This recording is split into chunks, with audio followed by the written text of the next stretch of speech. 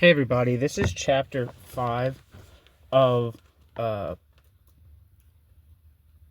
Existential Marxism in Postwar France from Sartre to Althusser by Mark Poster.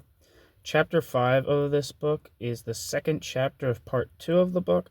Part 2 of the book is titled Stalinism and the Existentialists, 1944 to 1956. The sections are... the chapter is titled Existentialist in Motion, 1950 to 1956. And the sections are: Sartre finds the proletariat, 1950 to 1954. 2. Merleau-Ponty on Sartre's dialectical adventures. 3. Polemics with Pierre Neville. 4. The Hungarian invasion, skepticism or stoicism. The confrontation with liberalism. Genet and the other.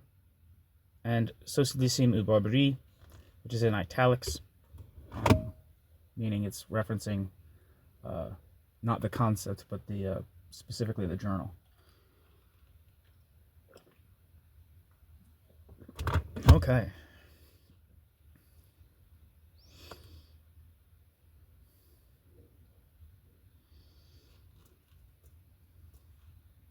So.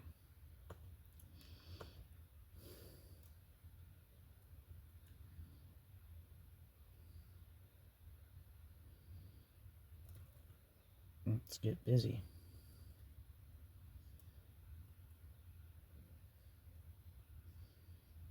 If I can get busy.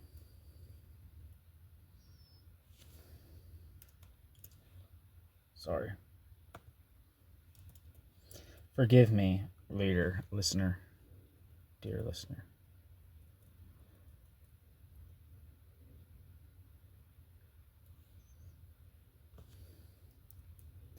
Trying to navigate a goddamn PDF here. Doesn't want to cooperate. Or I don't want to cooperate. I'm fucking stupid. I don't know how to do this. Alright, dum-dum. I think you made it.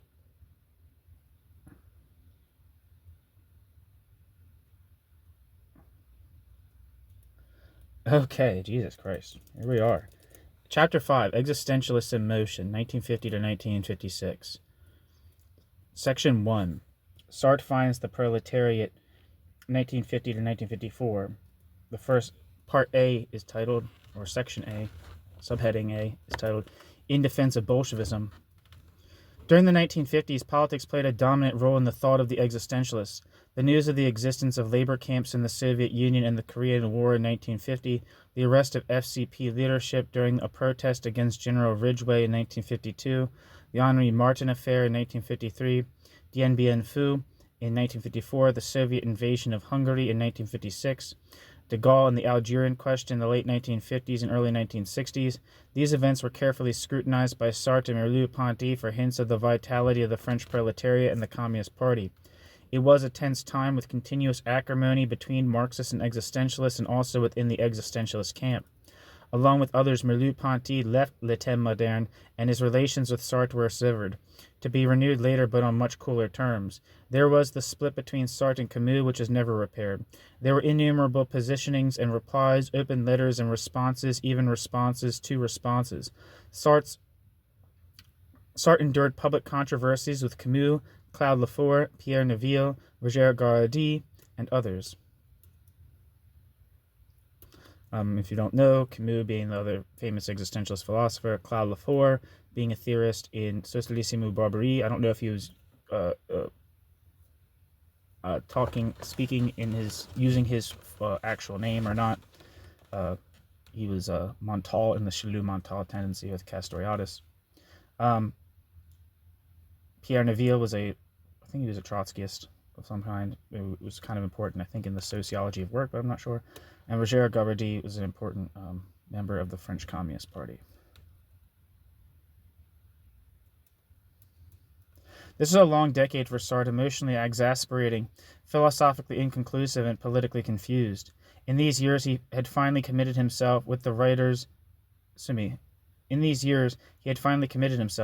writer was engagé, which I guess means engaged, while Merleau-Ponty's commitment waned.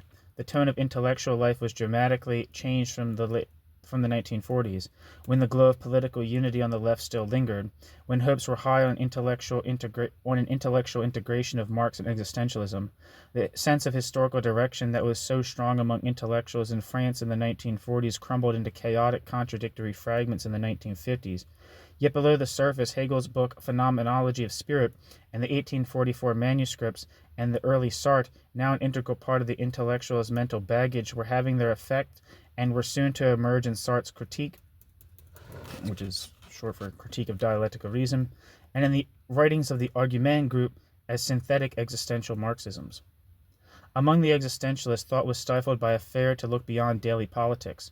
So strongly were they against the distortions of contemplative idealism that the immediate turn of events assumed a disproportionately large place in their minds. They were convinced that reason could be found in history and insisted on making sense of the course of events minute by minute, even though the inscriptions before them could not be deciphered unambiguously. Capitalism was not disintegrating. Soviet socialism was not generating the new man.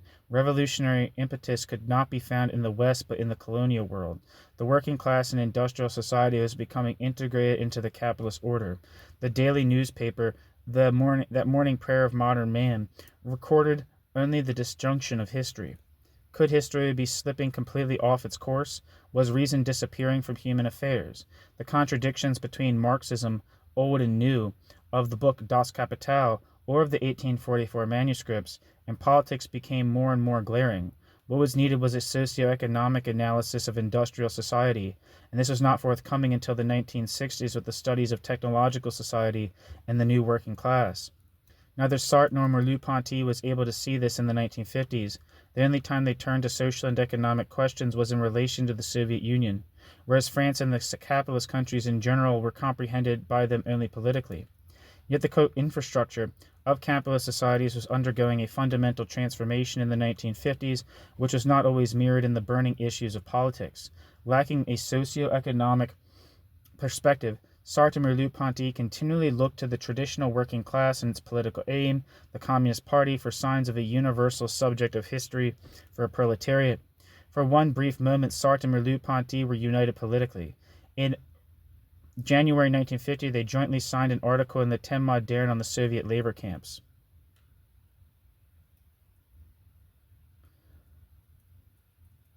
Wishing to avoid the cheers of the anti-communists without supporting repressive institutions in the USSR, they admitted the existence of forced labor camps with a population exceeding 10 million. Still, the communist regime could not be condemned because, quote, the USSR is on the whole situated in the balance of powers on the side of those who are struggling against the forms of exploitation known to us. The decadence of Russian communism does not make the class struggle a myth, quote, free enterprise possible or desirable, or the Marxist criticism in general null and void, end quote. The proletariat was still a living force in history, the embodiment of dialectical reason. Within a few months, the battle in Korea began, and the politics of Sartre and Merleau-Ponty took off in opposite directions. To Merleau-Ponty, it appeared that the Soviet Union wanted war, and since, quote, history had definitely perverted its course, end quote, Merleau-Ponty fell into silence for 2 years. Conversely, the war stimulated Sartre to deeper political commitment. In a short time, he would no longer be a writer on the left, preserving his independence, wary of aiding capitalism yet critical of the communists when necessary, hoping to unite the left around a program. Sorry, I pressed the wrong button. A program of socialism and freedom. Now, on the contrary, he still standing outside the party, would polemicize for the communists. Just when Merleau-Ponty saw the proletariat disappearing from the stage of history, Sartre discovered its presence for the first time, alive and thriving under the aegis of the Communist Party leadership. New heading, B. Sartre, a Stalinist? ? Many left-wing intellectuals were disillusioned with the communists as a consequence of the events in 1952 surrounding a protest against General Ridgway. The government of Pinay, anxious to please the Americans, arrested several Communist Party leaders on May 28th, among them Jacques Duclos, in an arbitrary, repressive fashion. Duclos' car radio and chicken dinner were interpreted by the police as espionage equipment, a wireless to, quote, intercept police messages, end quote, and a carrier pigeon to fly to Stalin. The communists responded to the arrest with strikes on June 4th, but the strikes were not strongly backed by the workers. Some intellectuals concluded that the party no longer inspired the workers' loyalty. It was against this assertion that Sartre wrote. His articles had great impact on both the communist and the non-communist left. Sartre was angered by the cheap gesture of government at suppressing the communists. The government's, quote, sordid, childish tricks turned my stomach, ... an anti-communist is a rat, end quote. Sartre. It was at this point that Sartre was won over to the Communist Party. With his political passions running high, he, quote, swore to the bourgeoisie a hatred which would only die with me, end quote. When Sartre crossed his political Rubicon, he did so out of moral outrage against the hypocritical bourgeoisie that had abrogated its own humanism, its own, quote, principles of, quote, liberty, fraternity, equality, end quote, denying basic civil liberties to its citizens. Les communistes et la paix, written about this affair, was penned, quote, at top speed with rage in my heart, gaily, tactlessly, end quote. The crumbling of the last wall that separated the petty bourgeois intellectual from the Communist Party had nothing to do with any change on the part of the Communist Party and nothing to do with any change in Sartre's politics or philosophy.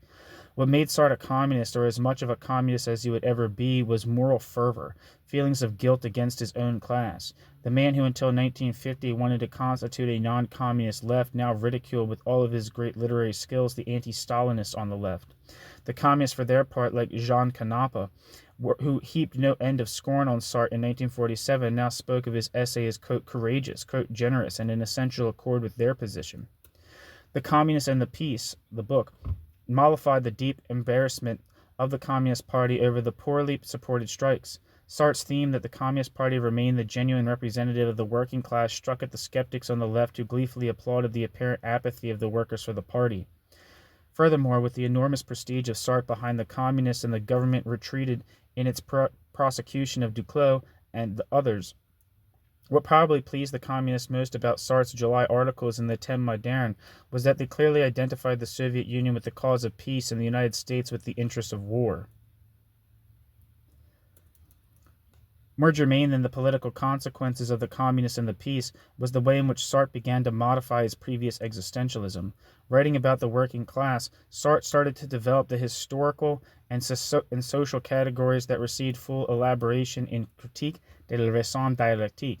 In the 1952 essay, he confronted two questions that altered his 1943 position and carried him one step closer to an existential Marxism. First, the relation of individual freedom to history, and second, the different modes of group relations. The freedom of the individual to make himself that Sartre espoused in the book Being and Nothingness, now after the book Humanism and Terror and the book Sense and Nonsense, became rooted more securely in the historical situation. Quote, the historical whole determines our powers at any given moment. It prescribes their limits in our field of action and our real future. It conditions our attitudes towards the possible and the impossible, the real and the imaginary, what is and what should be, time and space, end quote. Sartre. The situation was no longer the passive object of human projects. It had an intentionality of its own. It pointed towards us. It actively shaped our possibilities. Sartre now accommodated Merleau-Ponty's notion of the ambiguous body, both choosing and being chosen. Only in this double unity of acting and being acted upon did the individual choose. Quote, from there on, we in turn determine our relationship with others, that is to say, the meaning of our life and the value of our death. It is within this framework that our self, finally makes its appearance, end quote.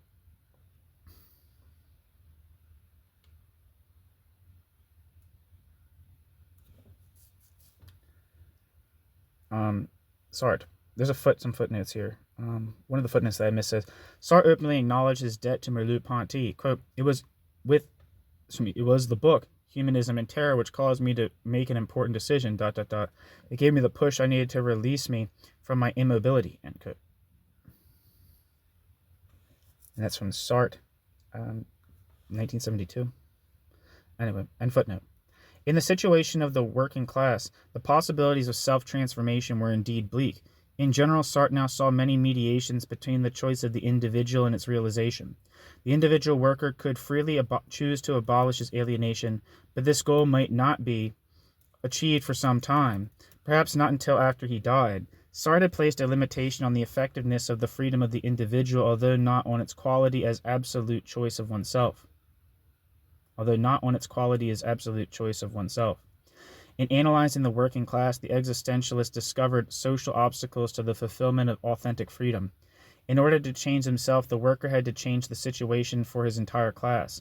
This meant that Sartre had to comprehend the structure of interrelationships that constituted the working class. He came to grasp vaguely the social reality of capitalism. Under capitalism, the worker existed as a, quote, mass, quote, isolated, quote, abandoned, connected with other workers only, quote, mechanically. Sartre's comprehension of the modes of interactions among the working class was the germ of his later concept of serialization. The hidden truth of capitalist society, however, was that the bourgeoisie was more highly integrated than the proletariat. Quote, the bourgeois is basically integrated. Solitude is the game he plays. The worker is basically solitary. Politics is his need, end quote. Sartre. Each of the freedoms of capitalist ideology and had reference to a, quote, atomized society in which each individual exercised his right to vote, to speak freely, and so forth in total isolation. The negative freedom of liberalism rendered ineffective the workers' need to collectivize the means of production, because the bourgeoisie was integrated as a group through its command of the highly structured economic system. Significantly, Sartre's critique of bourgeois democracy was the one argument in the book, The Communist and the Peace, that Canepa, the communist, dismissed, revealing the attachment of the Communist Party to the Fourth Republic.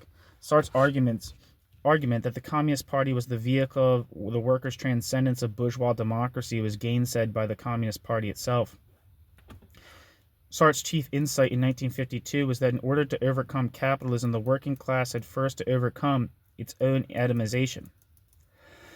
Mechanical unity had to become organic unity. What shaped the masses of workers into proletarians was just the organic unity of their collective project to overcome alienation.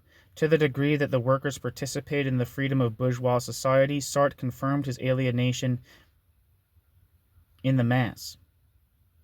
To the degree that the worker participated in the freedoms of bourgeois society, he confirmed his alienation in the mass. When he voted or made a labor contract, he supported a mechanical unity with others. He legitimized a social system based on private property.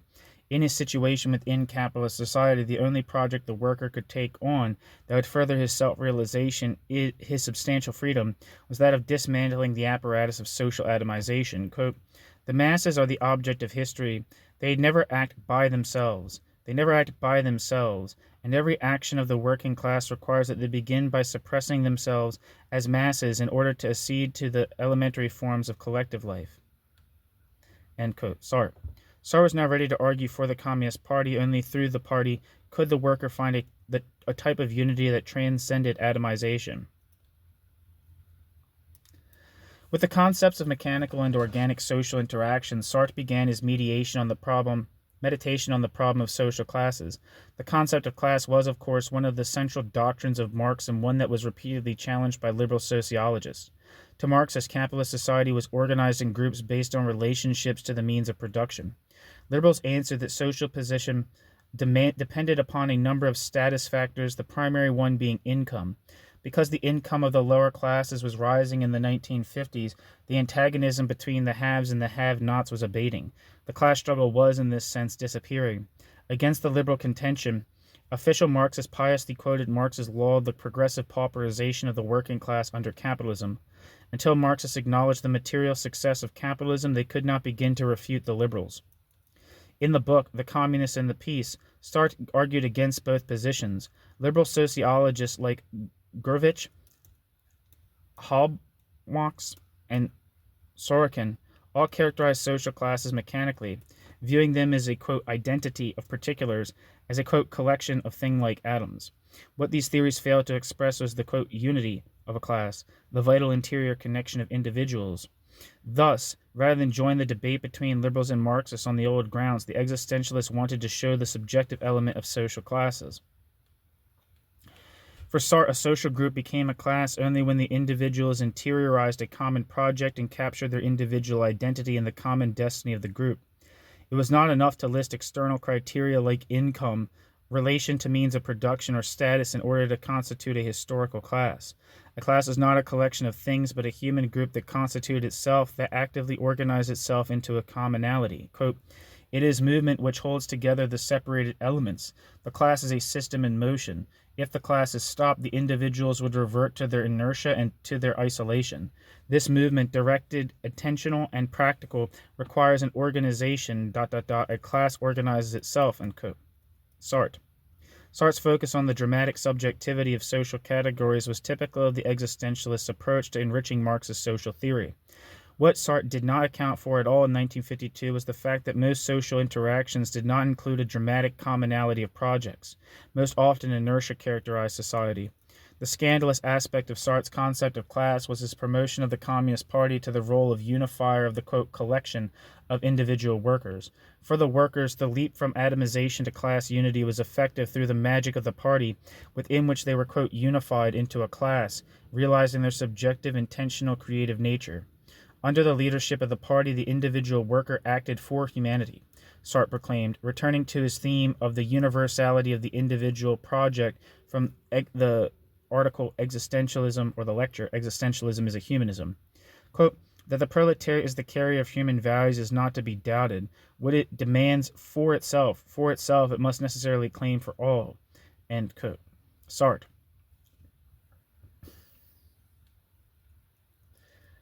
The identification of the proletariat under the Communist Party with humanity left no room for critically examining the party's particular acts or decisions.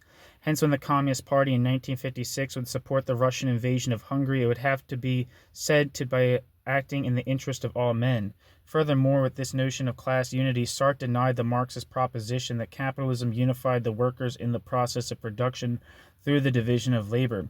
He asserted instead that unity in the workplace was not sufficient to mold the workers into a class. At best, the social aspect of labor was an external condition for class, part of the in itself that shaped the workers into a passive collectivity. Although Sartre failed to accord the activity of work its rightful prominence, he was admitting the achievement of 20th century capitalism, its destruction of the day-to-day solidarity of workers in the factories. Sartre was now significantly qualifying his individualism. The worker could not achieve his goal alone. Individually, the worker's freedom was impotent because it was a matter of changing the mode of social interactions. Individual, quote, granular projects to end alienation had a historical voice only through the politics of the party. Close to Lenin's view on what is to be done as well as to that of Kautsky, Sartre argued that the workers' interest in higher pay became a political interest connected to the overthrow of capitalism only when the party struggled against the capitalists. The party was the working class. The party incarnated the agency of the workers as proletarians, and through it alone did the workers become the subjects of history, the universal class of Marx. When a worker joined the party, he enacted a mutuality of recognition that transcended solipsism. Here Sartre went beyond his concept of the other as external threat as the, quote, look in the book being in nothingness. Quote, what I imitate in my neighbor is not the other, it is myself become my own object. It is myself become my own object.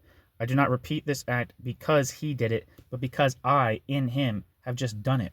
In short, I must perceive his situation and his needs as my needs in such a manner that his behavior appears to me outside, like a project springing forth from my head. The imitator and the imitated are at one and the same time, interchangeable and separated, and imitative behavior is the result of a dialectic of identity and of exteriority. End quote.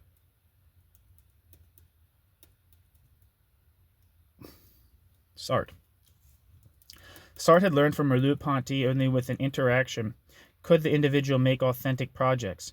Relating to the other was not a fall from the grace of individuality, but the true unity of reciprocity. The same Communist Party with the same ideology that Sartre dismissed in 1946 as determinist was now extolled as the embodiment of the freedom of the working class. It did not matter that the workers did not enthusiastically support the strike of June 4th. Their apathy did not change the situation one iota.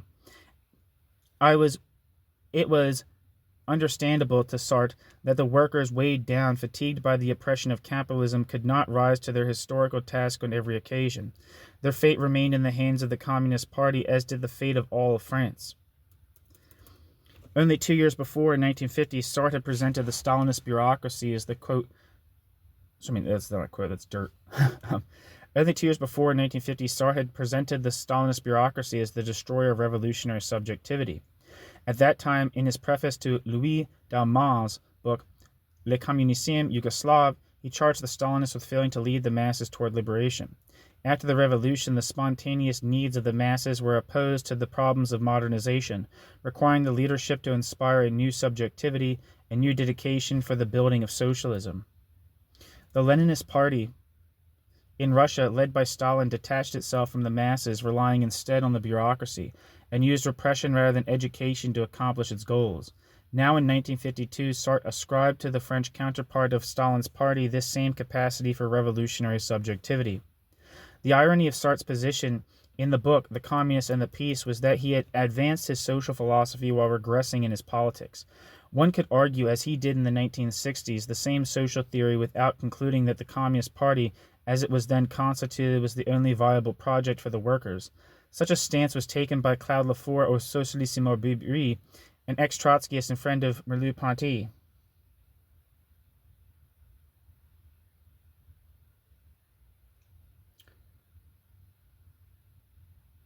I'm going to leave this. I want to make sure this is right.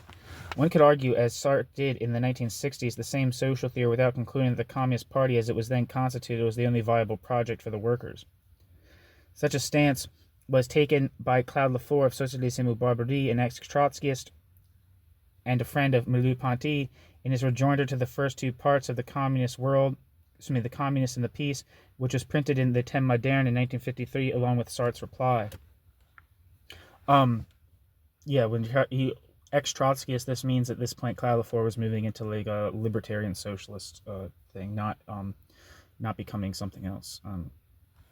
Just so you know. Lefort admonished Sartre for reducing the prospects of communism to the Stalinist party.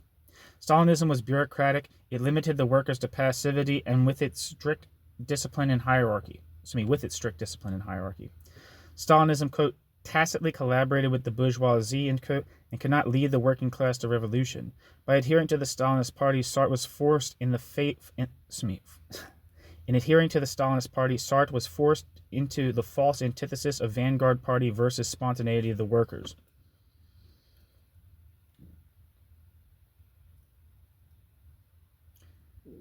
When he postulated, quote, the party as the only subject of praxis, end quote, Sartre suppressed the dialectical interaction of work and politics of the workers and their leadership.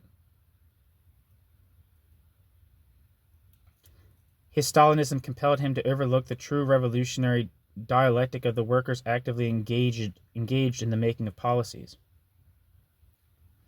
Consequently, Sartre merely elevated the pragmatic success of the party and retained the allegiance of a good portion of the workers into a matter of legitimate principle. In the last analysis, his position was a, quote, political empiricism, end quote, that justified the unfortunate fact of the party's success. Sartre's response à Lefort hardly extricated him from the predicament. As long as one advocated Stalinism, there was no way out of the dualism of passive, quote, mechanical masses of workers in their active production versus active, quote, unified proletarians politically supporting the Communist Party. Sartre could not refute the charge that he had misconstrued Marx's concept of class by detaching the productive activity of the workers from political action. He would have to show, Lefort maintained, that in the very process of production the workers were not only isolated but unified and mutually dependent, producing socially and cooperatively, that the transcending project of a revolution was, quote, chosen by workers from within this situation, and that the politics developed by the workers was intimately tied to their work context. Since the Stalinist party ruptured the bond between the productive activity of the workers and their politics, it could not be the authentic, quote, subject of the proletariat. The book, The Communists and the Peace, won Sartre the friendship of the French communists, a friendship Sartre already enjoyed with Italian communists. Sartre now shared the platform with communists at rallies and meetings. Simone de Beauvoir gave exclusive interviews to the communist press, and Sartre refused permission for an Austrian production of the play, I think it's a play, right? Dirty Hands, because it shed a bad light on communists. After a trip to Russia, Sartre euphorically reported, quote, the freedom to criticize is total in Russia, end quote. And, quote, whatever road France takes must not contradict the way of Russia, end quote. Sartre. From 1952 until the Hungarian invasion of 1956, the existentialist was comfortably committed.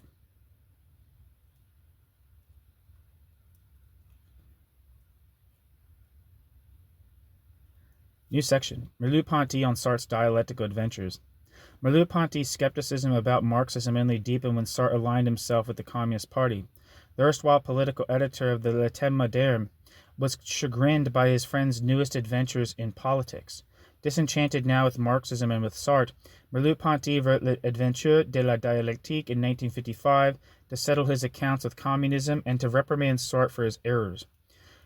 Chapters on Max Weber, Lukács, Lenin, and Trotsky were followed by a long section on Sartre, comprising half the book.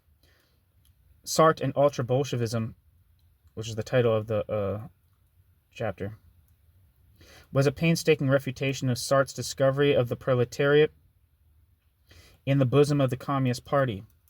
Now, however, the tables were turned, and the communist intellectuals in the riposte to Les Adventures de la Dialectique, called Les Mésaventures de Antimarxisme, defended Sartre against Merleau-Ponty.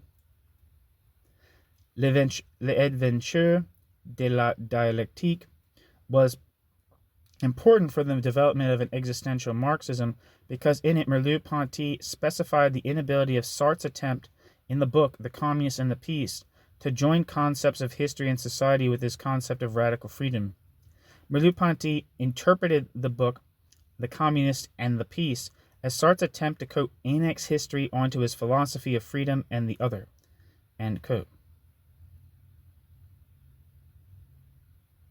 Carefully, deliberately, Merleau-Ponty took Sartre's concepts from the book Being and Nothingness and matched them against those in the book The Communist and the Peace.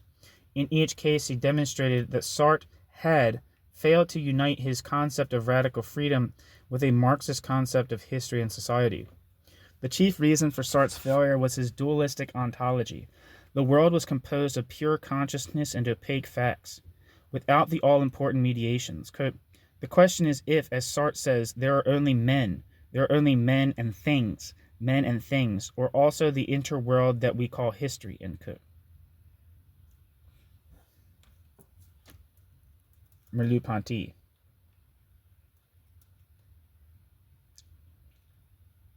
Sartre was still trapped in the Cartesian cogito, viewing historical action as no more than the, quote, act of persons, end quote, nothing but a collection of individual, quote, projects.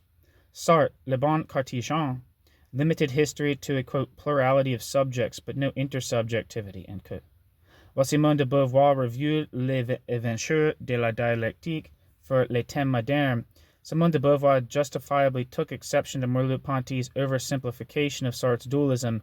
In fact, Sartre had given some recognition to, quote, that interworld between men and things, end quote, de Beauvoir. The only question was whether Sartre adequately conceptualized the interworld, and here Merleau-Ponty was more convincing. When it came to comprehending the action of the proletariat or the relation of the workers to the party, Sartre resorted to an abstract concept of the free actions of individuals. Relations among workers were no more than the, quote, magic of the look, end quote, claimed Merleau-Ponty, haunting Sartre unfairly with Lefebvre's criticism of the book Being and Nothingness.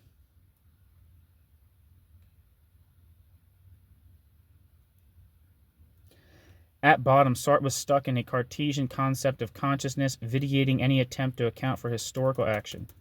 Quote, perhaps it is finally the notion of consciousness as pure power, to signify, as centrifugal movement without opacity, without inertia, that rejects the signified history and the social, reducing them to a series of instantaneous sights.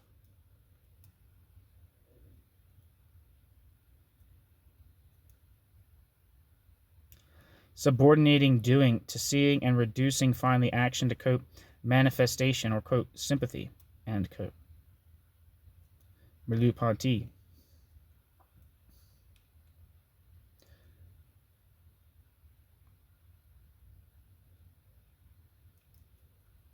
Merleau-Ponty reiterated his perennial criticism of Sartre. He did not elucidate the, quote, interworld of the ambiguous body, the perceived perceiver.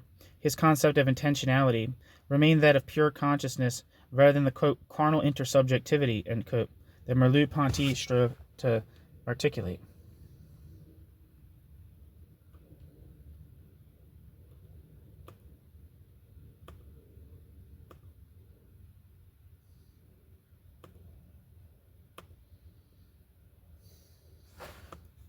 So,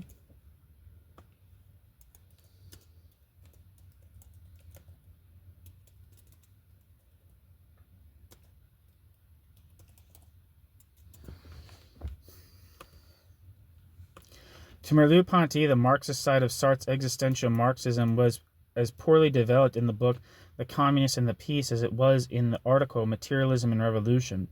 Marxism articulated historical totalities at the point of social interactions, revealing capitalist relations as the confusion of men and things.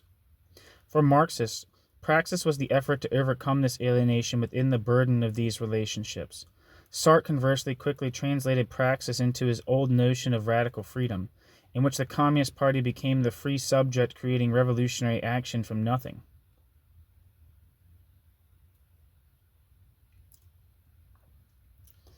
Merleau-Ponty gave Sartre no credit for his new concepts of group interaction that distinguish mechanical and organic relations. Instead, Merleau-Ponty perceived a philosophical necessity for Sartre in finding the party as a pure subject, totally detached from the working class. Since Sartre needed to specify a social agent whose action was free, he was forced to consider the Communist Party, as it was then constituted, as the vehicle of revolution. Collapsing the proletariat into the party was the consequence of Sartre's failure to articulate the mediations between the situation and consciousness. Sartre's, quote, ultra-Bolshevism was explained through his failure to articulate an existential Marxism. Philosophically, Sartre blindly steered a course through the Scylla of replacing Marxist ideas with his own from the book Being and Nothingness and the Charybdis, I can never pronounce these right, I'm not sure if I'm pronouncing that right, of adopting the Communist Party's version of Marxism. Either way, Sartre lost. For example, when Sartre considered the party the only source of historical action for the working class, he was simply repeating the Communist Party's view of itself. When Sartre described the working class as completely atomized, Sartre was superimposing on Marxism the dualism of self and other from the book Being and Nothingness. Each Sartrean worker faced the hostile capitalist world alone as a Cartesian, finding the world a dense, impenetrable other. For Merleau-Ponty, true Marxism had solved this question by denying that the world was other.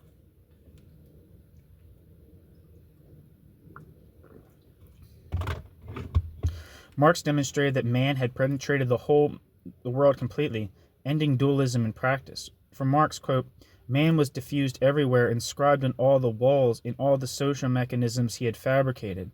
Nowhere was man confronted by an absolute other, by a pure thing or in itself. Everything bore the traces of human action. If instead of focusing on the isolated worker confronting the world, Sartre had sought the interworld of the workers' relationship, he would not have ended with the facile opposition of free party versus inert working class. The task of existential Marxism was to add subjectivity to the Marxist notion of social interaction, a task Sartre did not achieve. Merleau-Ponty was far too harsh. Sartre had begun to underline the reciprocity of individuals and collective projects. Merleau-Ponty's desire to refute Sartre's Stalinism led him to throw out the genuine advances Sartre had made toward a social theory, advances that relied heavily on Merleau-Ponty's previous works.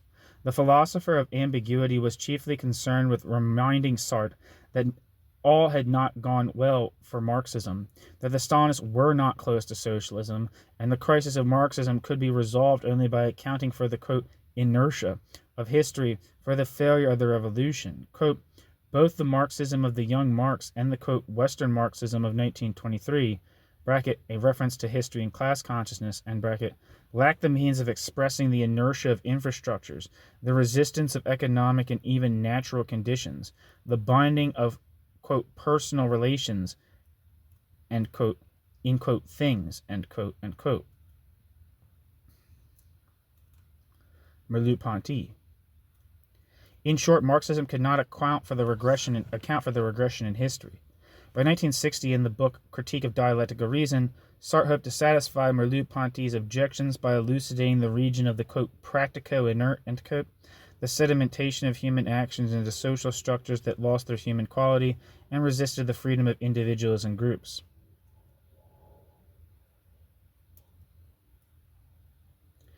For his own part, Merleau-Ponty had practically given up hope for socialism and freedom.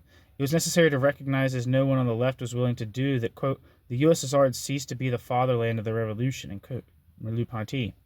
Only the development of a non-communist left could carry forward the revolution, and Merleau-Ponty resigned himself to a, quote, a communism, end quote. Sartre's stance was not viable. Quote, to be a communist from the outside, to impose on communism a look which comes from outside and which is not hostile, end quote. This would have no effect because its premise was free critical thought, a premise denied by the party. In this predicament, the left would have to rely on the only institution that offered even a, quote, minimum of opposition and truth, end quote, the liberal parliament. The trauma of Korea still obsessed Merleau-Ponty as he slid deeper and deeper into skepticism. Writing now for L'Express, Merleau-Ponty pinned his slender hopes on Mendes France and, quote, La Nouvelle Gauche of Bourdieu and Gilles Martinet, the latter taking a somewhat technocratic attitude towards social change. La Nouvelle Gauche, with its organ France Observateur, was a short-lived attempt in the 1950s to unify men of the resistance who were neither neutralist nor anti-colonialist, who were either neutralist or anti-colonialist and without a political party. It had some influence on the Christian left. From the book Les Ventures de la Dialectique until his death in 1961, the only optimism Merleau-Ponty would indulge himself was a dream of the contingent reemergence of the proletariat in the distant future. Quote, perhaps one day, after incredible detours, the proletariat would rediscover its role as the universal class and will once more take over that universal Marxist criticism, which for the moment has no historical impact or bearing, end quote. For all his influence on political thought, Merleau-Ponty never found a place in the French political scene.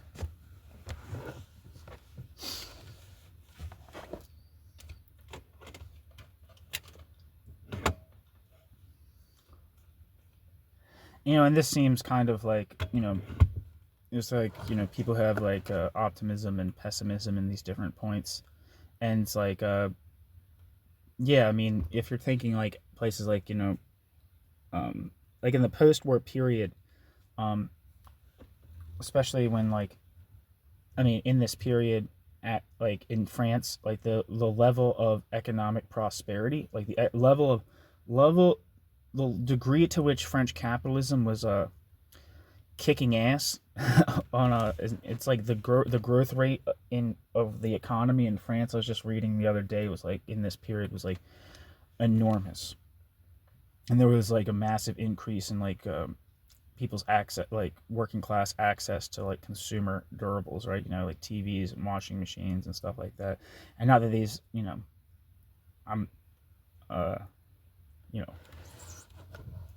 like there's a degree to which there's either political apathy generally,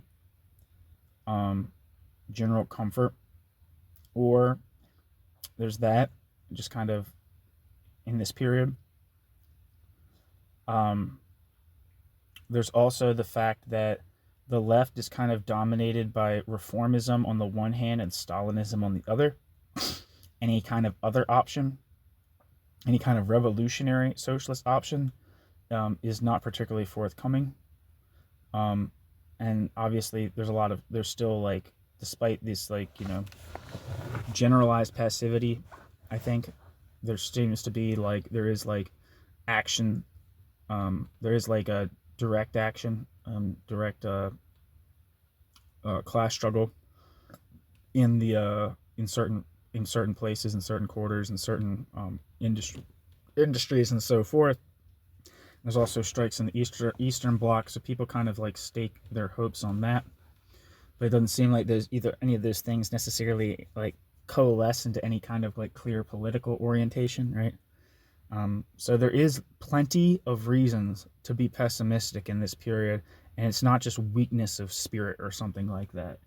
The very fact that what's being said here about Merleau-Ponty talking about maybe one day the proletariat will get together and do what it must in order to emancipate humanity, that's still holding on to a certain politics and a vision of the world, even though what's on the immediate horizon does not look good.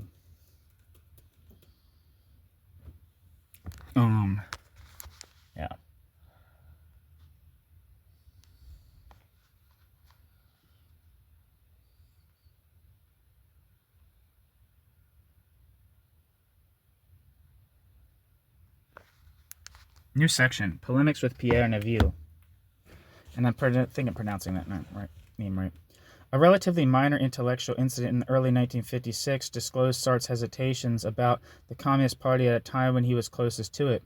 Pierre Hervé, a communist who edited the journal or magazine Action, like as in action, in the 1940s, republished the book La Révolution et la Fétiche in 1956, the first criticism of the party by one of its members since Stalin's death.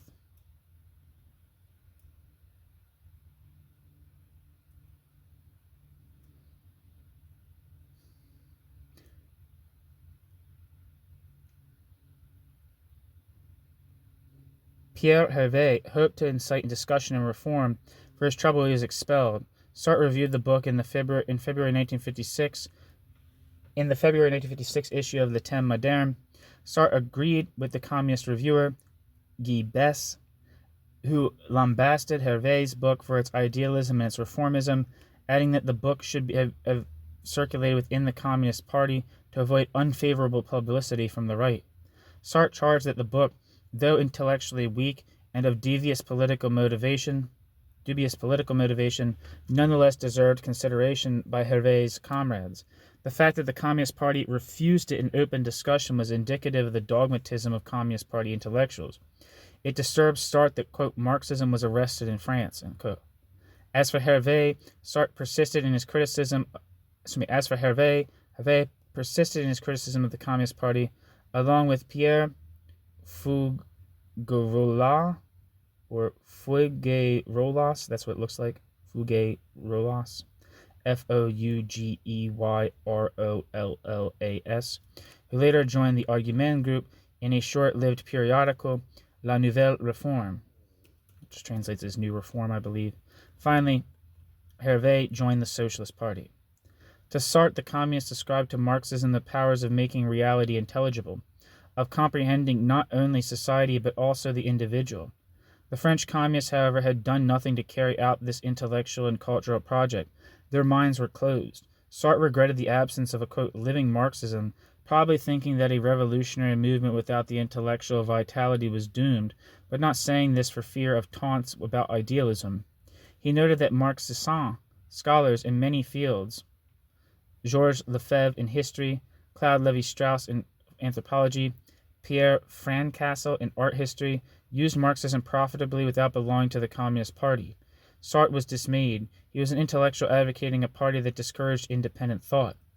Sartre's uneasiness was exacerbated by Pierre Neville, who answered the Le Temps Moderne piece in L'Observateur, and then extended his remarks about Sartre in a pamphlet titled L'Intellectuel Communiste, à propos de J.P. Sartre. Neville had long been a leading theorist in the Trotskyist movement. Before the war, he edited La Vérité, an official organ of the Fourth International in France. Even after he left that movement after the war, he remained an important Marxist theorist. Yet his writings often slid into the same mechanical reductionism as that of his enemies in the Communist Party. In this very effective little pamphlet of 1956, Neville caustically drew attention to Sartre's ambiguous stance as a partisan of the Communist Party and as an independent intellectual. To the Trotskyist, the ambiguity was an unstable synthesis that was resolved only in Sartre's, quote, subservience to the Stalinists. Hervé, Neville pointed out, had criticized the bureaucratic nature of the party, a favorite Trotskyist charge, but Sartre's equivocations could not go this far. Everything Sartre wrote, especially the book, The Communist and the Peace, ended in an apology for the Communist Party. The ambiguity deepened and became hypocrisy. He continued once it was realized that Sartre took this position only to gain the confidence of the Stalinist intellectuals so that he could initiate party reform. Yet his position prevented him from having that effect.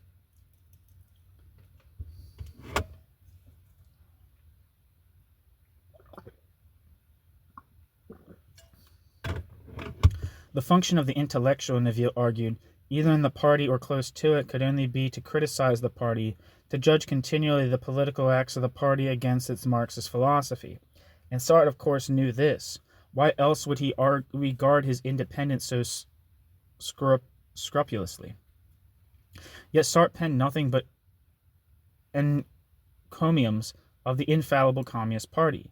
Neville went further, arguing that the corpus of Sartre's writings revealed the same ambiguity that was found in his relations with the Communist Party. As far back as the book, Being and Nothingness, Sartre's thought floundered on the relation of, quote, creation and politics, end quote. The former was, quote, useless but free, while the latter was, quote, useful and unfree. Sartre wanted, quote, commitment, but also the role of, quote, witness, of gadfly and critic. Sartre's career swung from pole to pole without resolution, from joining the RDR and advocating Titoism to the flirtation with the Communist Party, becoming its watchdog.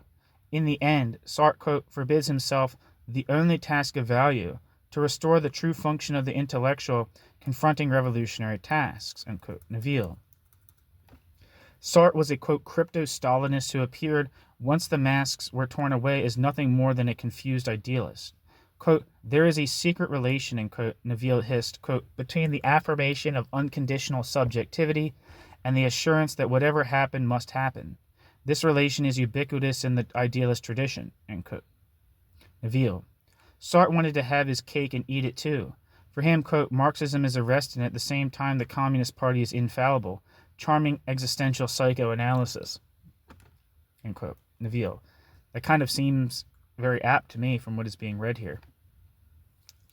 So, Neville had touched a sensitive nerve. Sartre's reply was a compound of irritation and wounded feelings. The Trotskyist and former surrealist had indeed uncovered an inner contradiction in Sartre's thought and politics. The importance of the controversy rests with the abrupt shift Sartre took immediately following the polemic. From 1956 on, he would remain at a distance from the French Communist Party, while attempting to reform its bureaucratic nature and critically re-examining Marxist thought. The invasion of Hungary later in 1956 provided Sartre with the occasion for a break. From 1956 until May 1968, he reconciled himself to the position of an independent intellectual and threw himself fully into the task of regenerating Marxism. In 1957 and 1958, he initiated relations with Polish intellectuals to aid the destruction of Stalinism there. Concurrently, he immersed himself in Marxist thought with the goal of seriously defining its limits, a task that resulted in the book Critique of Dialectical Reason in 1960. After 1956, there was a degree of unity in Sartre's thought and politics that he had not found before.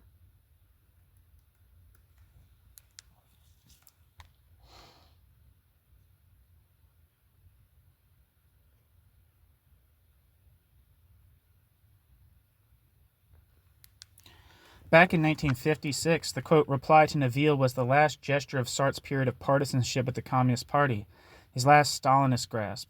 The first section of the article, filled with maudlin sentimentality, rebuked Neville for stabbing him in the back. Sartre did not think he deserved the treatment dished out by a companion and friend on the left who had always enjoyed a welcome in the pages of the Thème moderne.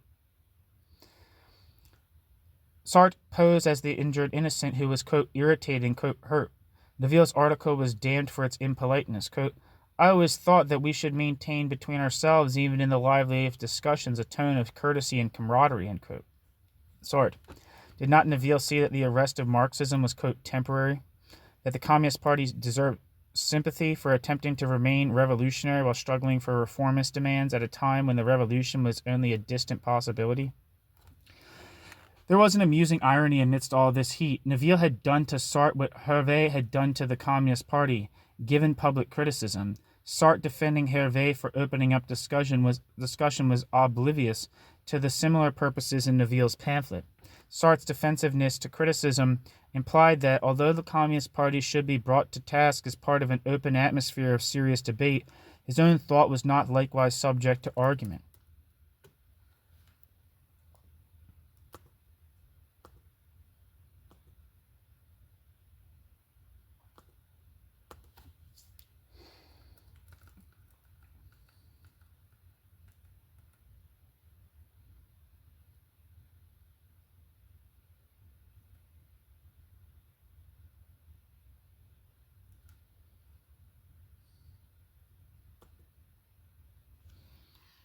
New section, the Hungarian invasion, skepticism or stoicism.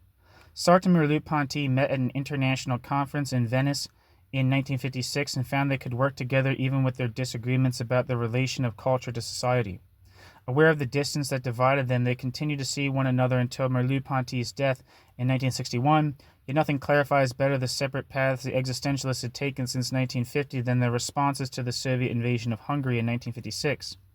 Writing for L'Express in November, right after the invasion, Merleau-Ponty had become a skeptic who engaged in political journalism while maintaining a posture of abstention. His article, on de-Stalinization, brought home the verdict that the Russian experience of socialism was a failure. The existing forms of communism no longer evoked special support against the other camp.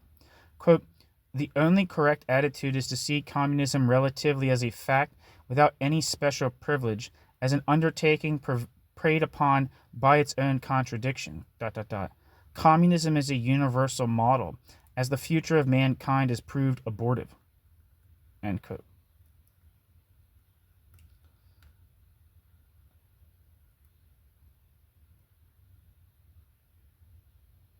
Merleau-Ponty.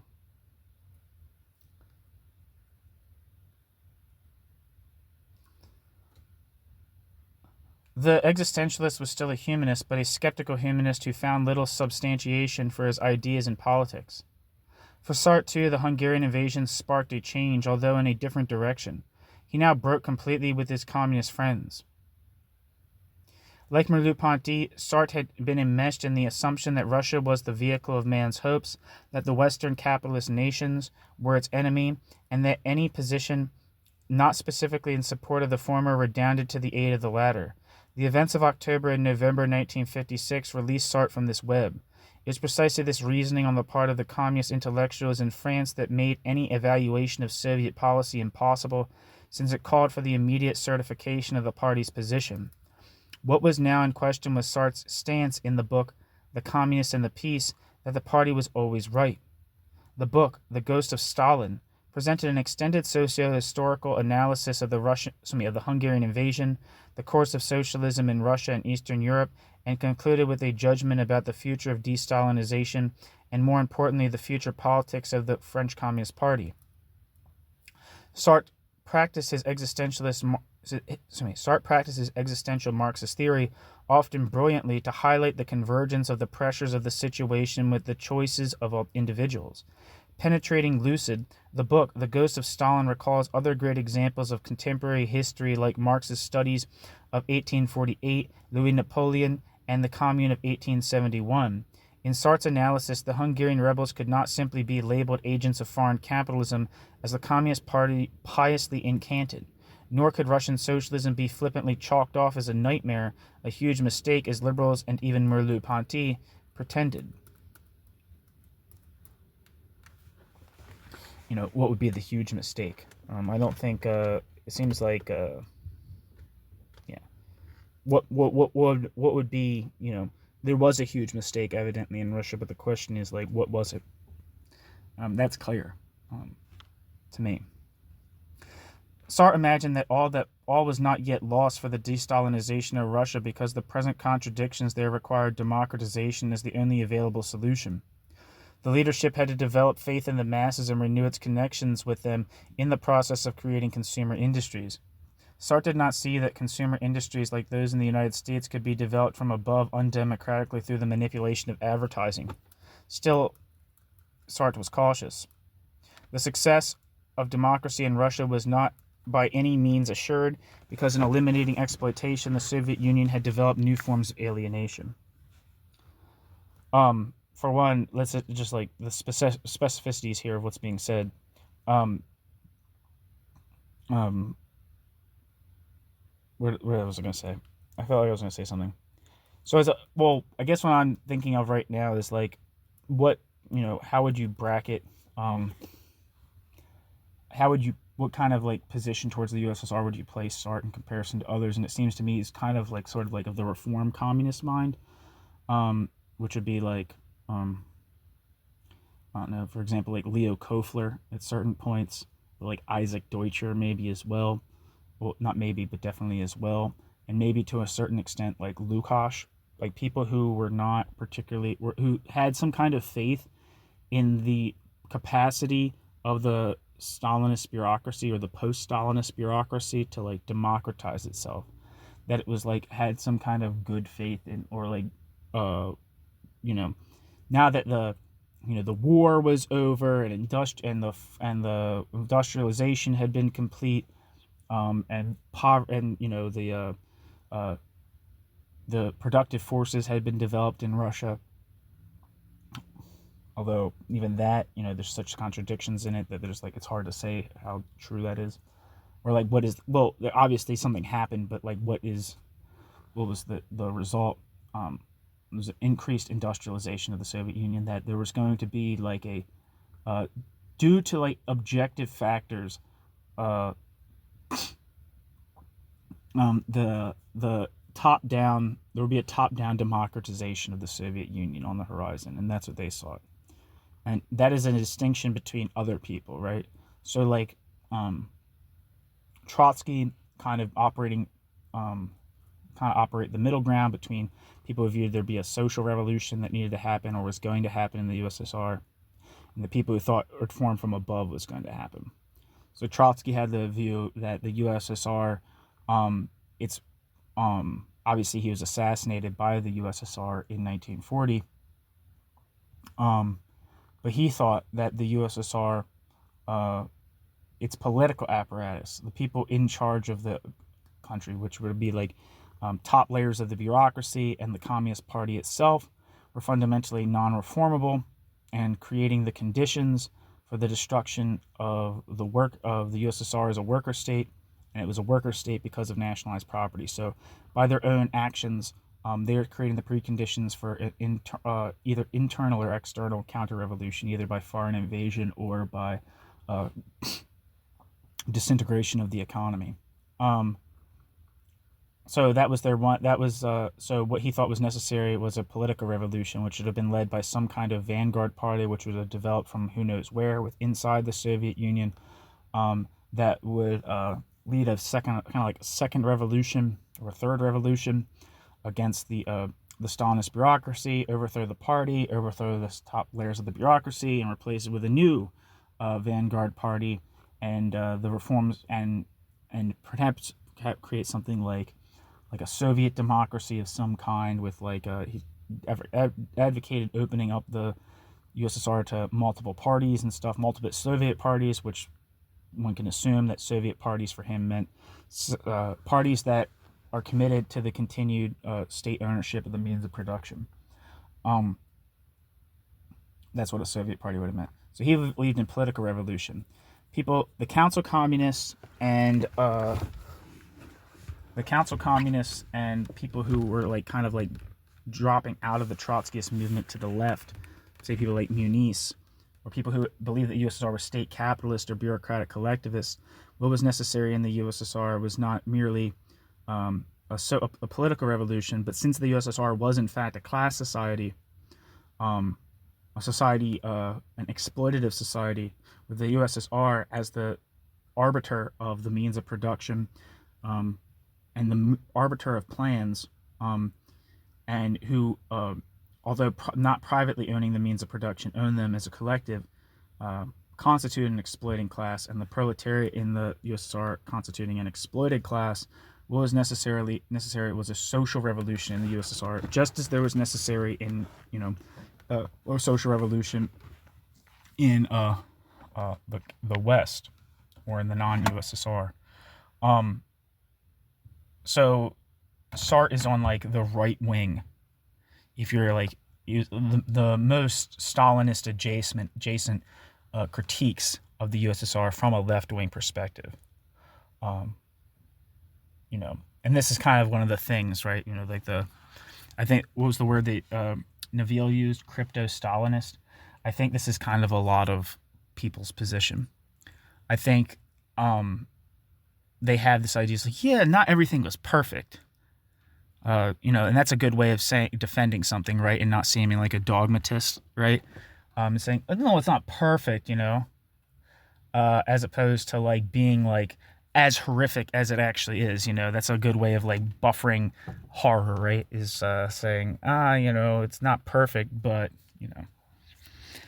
anyway, but just to say that Sartre's position on the USSR seems to be in concord with people who are reform communists.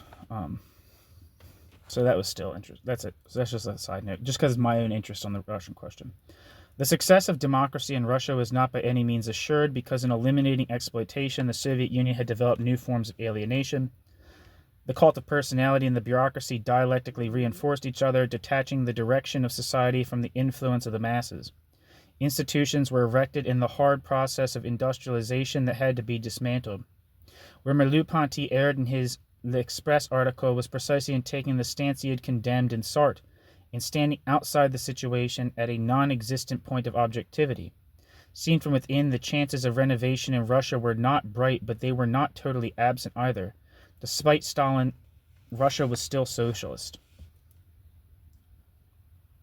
And just to be clear, if you think of Trotsky or any of those people that I mentioned that weren't weren't reformed communists, they did not view the USSR as socialist at all. Trotsky thought of the USSR as a worker state, which had socialist dimensions and potentialities, but as a whole was not socialist itself.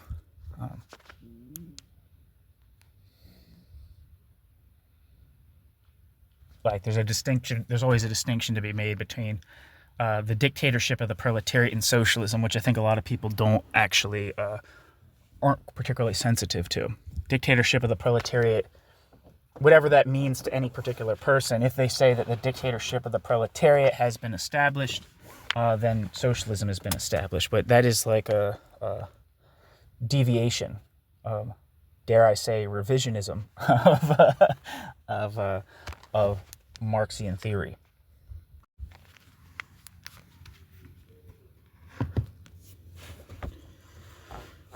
The essential question for Sartre, and this is where his political thinking progressed, was not the Soviet Union and its fate, but the French Communist Party and the chances for socialism in France. Regardless of events in Russia, the direction of the party in France had to be examined separately, and it was to France that Sartre now limited the scope of his influence. Quote, "But there is in France a party, ... That party is our business, ... We have all been, ... its fellow travelers. It is on it that we can effectively act," end quote. Sartre. The only hope for France lay in a, quote, "popular front of socialists and communists." For this to happen, the Communist Party had to extricate itself from its dependence on the Soviet Union, becoming a truly French party that formulated its goals in terms of the French working class, then, quote, decompressing its authority by democratizing its bureaucratic structure. Socialists could thereafter seize power without violence through the vote. These conclusions opened up matters immeasurably for Sartre. His politics could now be geared to a socio-historical analysis of France. He could estimate from a distance the direction of the Communist Party, leaving open the possibility of abandoning it at an appropriate moment. Above all, with good conscience, he could begin the important job of existentializing Marxism. Immediately after the book, The Ghost of Stalin, Sartre wrote for a Polish periodical a piece titled Marxism and Existentialism, the first statement of a new project in which he would carefully define the relationship between the two theories, indicating the historical nature and role of existentialism. His old stoicism would now add a decidedly optimistic tinge. Although the revolution was not around the corner, the obstructed path could be clearly understood.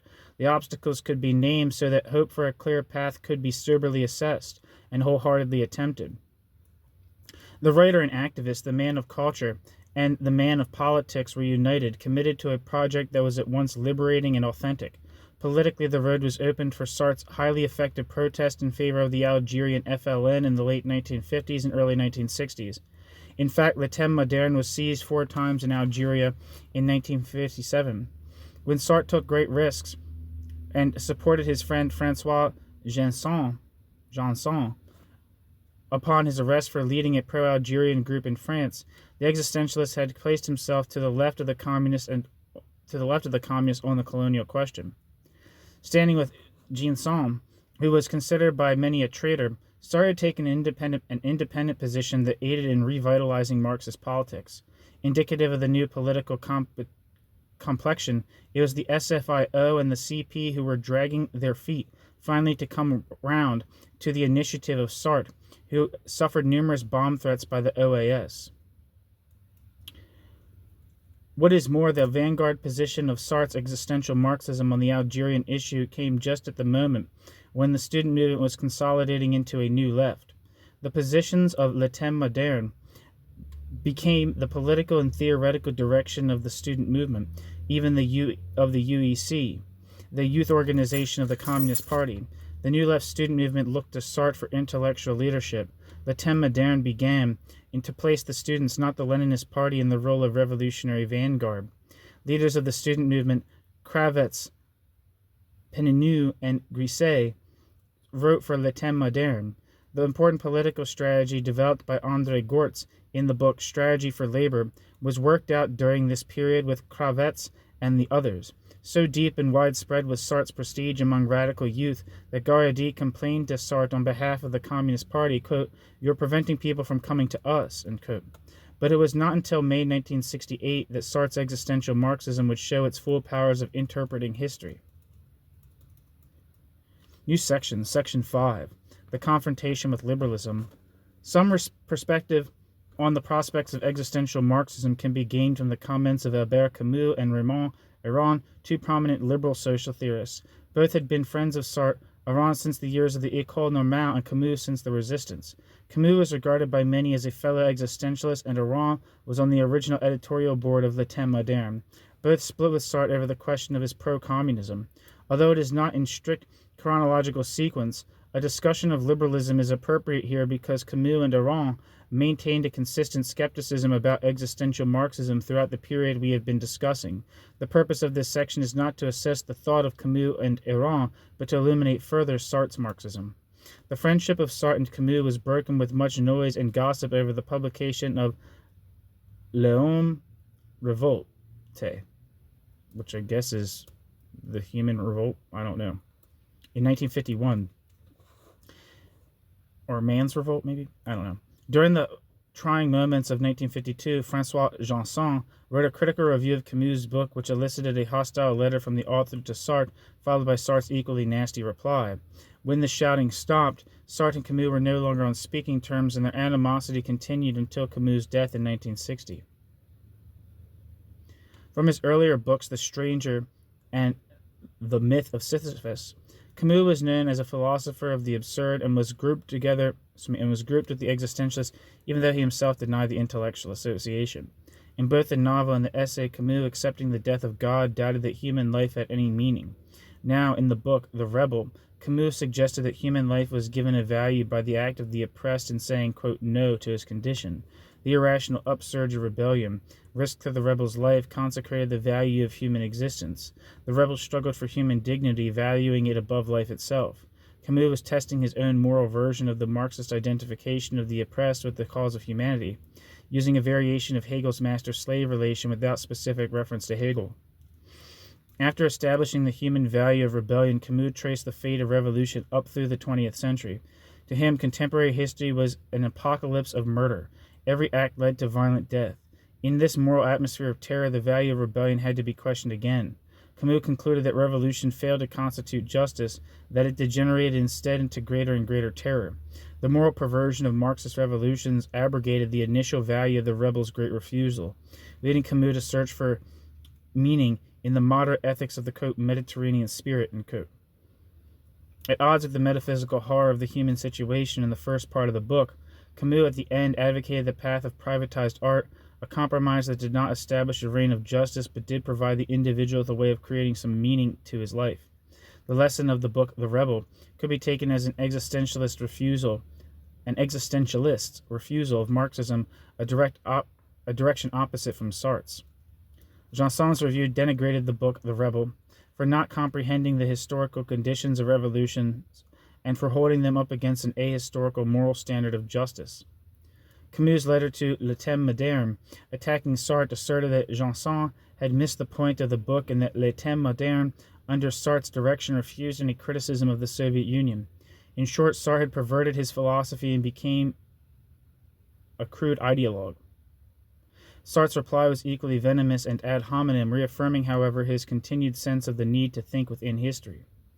Defending what we have seen as his Hegelian project of locating reason within history, Sartre reasoned that the book The Rebel was a moralist search for eternal values, a liberal retreat from history, a bourgeois humanist abandonment of social justice for the sake of personal integrity. The reply to Albert Camus which is the title of the piece, in no way furthered his intellectual position. It was rather a reaffirmation of his search for an existential Marxism.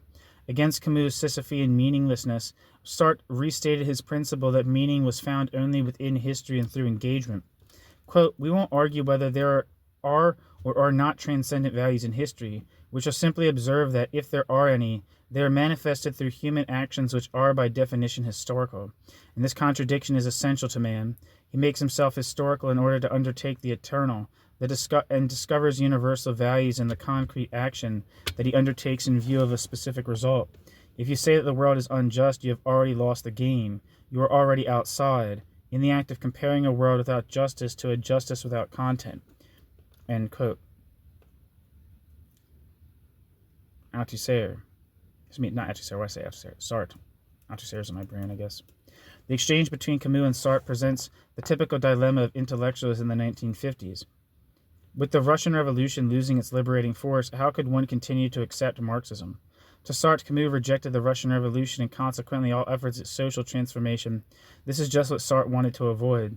Although the outlook was bleak, Sartre steadfastly held on to his philosophical convictions. Quote, "From the moment one makes a choice, all things take on meaning, because it is within historical action that the understanding of history is given.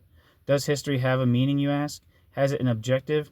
For me, these are questions which have no meaning, because history, apart from the man who makes it, is only an abstract and static concept, of which it can neither be said that it has an objective, nor that it has not. And the problem is not to know the objective, but to give it one. End quote.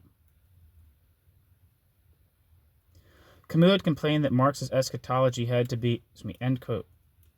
And that's from Sartre.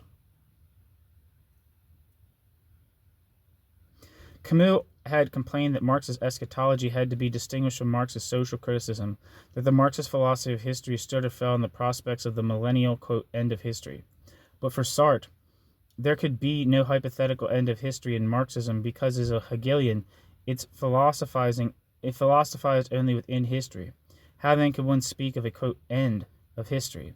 Marx, on the contrary, spoke of the end of, quote, prehistory, envisioning a qualitative transformation of human existence.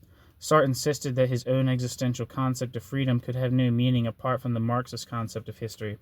Within the situation there was freedom.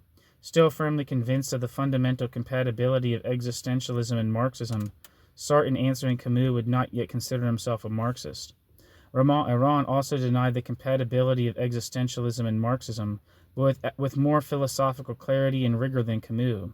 About once every 10 years, Aron felt compelled to call upon to denounce the pretended alliance of existentialism and Marxism, but with more philosophical clarity and rigor than Camus. About once every 10 years, Aron felt called upon to denounce the pretended alliance of existentialism and Marxism, first in 1946, then in 1955, and finally in 1964. Aron polemicized, quote, against, quote, Marxism and existentialism, which continue to represent one of the major philosophical tendencies of our age, end quote. 1 second, I'm in my car and I need to move it.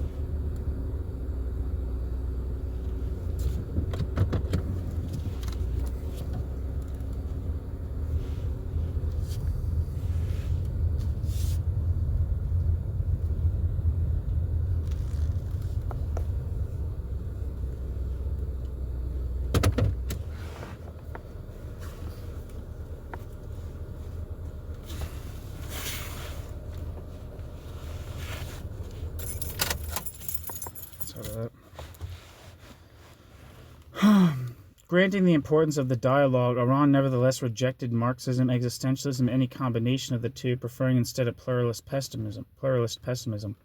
Much more than Camus, Aron claimed to have had personal participation in both movements. Quote, beginning with Marxism, I arrived at the tragic existentialism of Max Weber.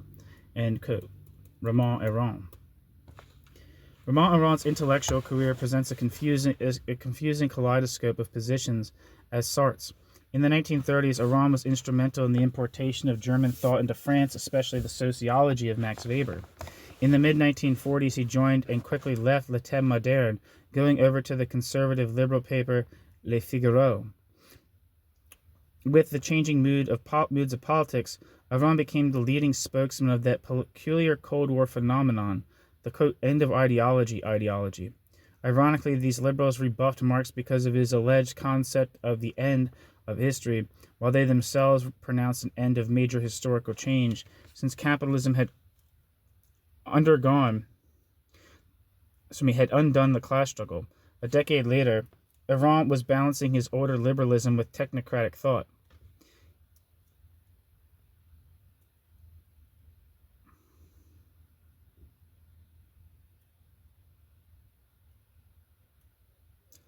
In his articles on Marxism and Existentialism, Iran reviewed the major themes of French intellectual life, the Hegelian dialectic of recognition, the Marxist concept of alienation, and the concepts of freedom in the existentialism of Merleau-Ponty and Sartre. Iran acknowledged many commonalities in Marxism and Existentialism. Quote, thought in situation, discovery and transcendence, unsatisfied consciousness, the historicity of values, end quote, and in short, a common, quote, anthropology derived from Hegel, end quote. Iran. More fundamental for Iran were the irreconcilable divergences. For Marxism, as opposed to existentialism, work was the human essence, making man's relation to nature primary, while the existentialists saw only an eternal struggle of consciousness. Second, for Marx, history was unidirectional and progressive, while it was a failure for existentialists. Unsatisfied with these two objections, Iran invented a third in 1946, which was for him the crux of the matter. His, quote, fundamental theme, quote, what will always prevent an existentialist from being a Marxist is that revolution will not solve his philosophical problem, that of the dialogue of the individual with the absence of God, end quote. Iran. And in a later formulation, quote, the Marxists and the existentialists come into conflict at the point where the tradition of Kierkegaard cannot be reconciled with that of Hegel. No social or economic regime can ever solve the enigma of history.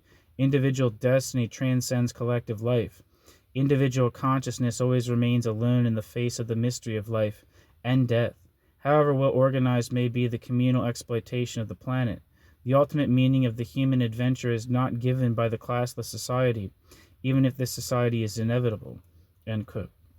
Iran phrased these objections more tersely than when he said the existential Marxism would require a unification of Sartre's concept of authenticity and the Marxist concept of community.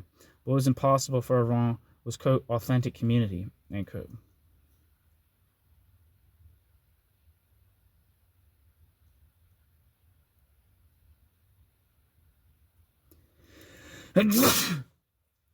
We need to look more carefully at this alleged incompatibility. There was some truth in Iran's claim that Sartre's idea of authenticity was not a historical concept, but the book Being in Nothingness did not present authenticity as a realized fact. Bad faith was the dominant structure of consciousness. The existentialist concept of radical freedom was the deep structure of human consciousness that haunted bad faith.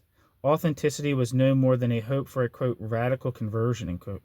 Sartre's silence about authenticity could be said to derive from his lack of a concept of historical community. Only with the Marxist concept of community could the concept of authenticity be fully articulated, a telling sign of the mutual dependence of the two doctrines. Iran's second argument for the incompatibility of existentialism and Marxism derived from his view of Sartre. For Iran, Sartre had conceptualized an eternal truth which was formulated with no awareness of history. In Iran's eyes, Sartre conceived of the, quote, human condition as a Pascalian travail of being trapped between finitude and the infinite, as a, quote, mystery of life and death, end quote, which was the, quote, ultimate meaning of the human adventure, end quote. Iran wanted to burden existentialism with a universal flaw in the constitution of man. Iran made Sartre into far more of a Cartesian than he actually was. Quote, Sartre, in spite of everything, never transcended the Cartesian duality, as reinterpreted by Husserl. The Sartrean consciousness is solitary, self-translucid and alienated in matter, and as a result of uniqueness, each man becomes the enemy of every other, end quote. Iran. Merleau-Ponty and others had noted the traces of Cartesianism in Sartre's early book. Aron wanted to go further, clothing existentialists with pure rationalism, but this would not do. The existentialists placed human reality in time, in contradiction to Descartes. Like Copernicus, who removed man from the physical center of the galaxy, and like Darwin, who removed man's angelic pretensions, existentialism removed a remaining bit of self-flattery, the idea that man could think like God in and for eternity. Unfortunately for Aron, existentialism insisted that reason was not ahistorical, that it was man hic et nunc. I don't know how to say it. H-I-C-E-T space E-T space N-U-N-C. So hic et nunc, maybe. Who thought, not some transcendental ghost in a machine. Sartre and Merleau-Ponty, as Aron claimed, quote, ignored the historical diversities, the slow creations, the unforeseeable accidents, the innumerable variations on the same theme, quote, that characterize human history. But this does not imply that the concept of history itself was contradictory to existentialist thought. What was most curious in Aron's contention of the gap between existentialism and Marxism was that in some places he made note of the similarity of the two in espousing a, quote, subject-object dialectic, end quote. Thus, at one point, Aron ascribed to existentialism the discovery of an eternal truth, as we have seen, while at another point he berated the existentialists for making truth relative to history. The appearance of accuracy in Aron's articles in the 1940s and 1950s came not from the strength of his argument, but from the lingering separation between the two camps. The Marxists had still not unchained themselves from Stalinist orthodoxy, and the existentialists had many loose ends in their social and historical thought. In any case, Aron's liberalism, in Sartre's eyes, was incapable of deciding the matter because of its reliance on an idealist notion of rationality. There was, however, a problem in Marxism and in existentialism that neither group faced concerning the precise nature of the transcendent capacity of reason. The philosophical problem was this: how could reason at the same time be critical of the given and remain within history? The classical Marxist answer was that history was contradictory, containing its own negation, and that scientific reason, as opposed to ideology, had its ground in the negating social class. Somehow the individual identified with the oppressed and was able to reason from a progressive perspective. This line of thought floundered over the question of science. How could a bourgeois like Einstein, who did not identify with the proletariat, achieve scientific results? While Lysenko, his socialist counterpart, reported only absurdities. For Sartre and the existentialists, on the other hand, the transcending nature of reason was grounded in the self-evidence of truth to the situated individual. This answer left open the question of how the individual thinker approached the totality. Clearly, neither group handled the problem satisfactorily.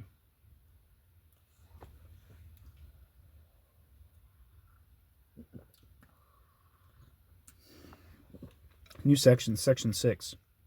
Genet and the other. Sartre's existential biographies constitute a somewhat separate line of his thought, which nonetheless is important to the development of his social theory. You must break with chronology again in order to consider the significance of this genre of his writing for existential Marxism. In 1952, Sartre published Saint Genet, Comédien et Martyr, which I guess is Saint Genet, Comedian and Martyr. The second in a series of full-scale studies that began with Baudelaire in 1946 and ended with Flaubert, in which he applied his method of existential psychoanalysis to literary figures. Each was an attempt to capture the unifying project of the individual and follow the dialectic of his becoming. Each grappled with the penetration of the other, society and history, in sum, of the situation upon the individual's choice of himself. Sartre handled this question better than with each successive study. In his hands, Baudelaire's project was barely articulated in terms of society. With Genet, the other became a crucial moment of his self-definition.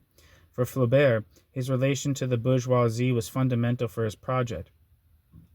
As Sartre's sense of society and history deepened, his intellectual biographies became rich studies in the relation of the social historical milieu to the individual. In these biographies, social reality illuminated the drama of the individual, and through the life of the individual, the social field could be understood as a human product. Readers of Saint Genet have been astonished by Sartre's virtuosity at portraying an individual life. Genet comes alive with such immediacy, the pages palpitate so humanly with his breath. The complexities of his life are laid bare so lucidly that the reader is embarrassed by his uninvited intrusion into someone else's privacy.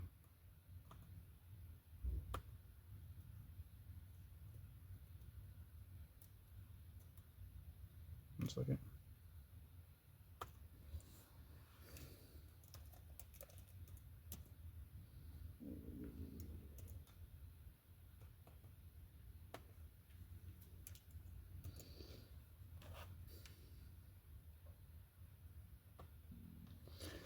As we might expect, one feels that rarely before has a human being emerged in a book so completely. As we might expect, Sartre's purpose in Saint Genet was to undermine determinist explanations, to exemplify existential freedom, and to totalize the comprehension of the individual.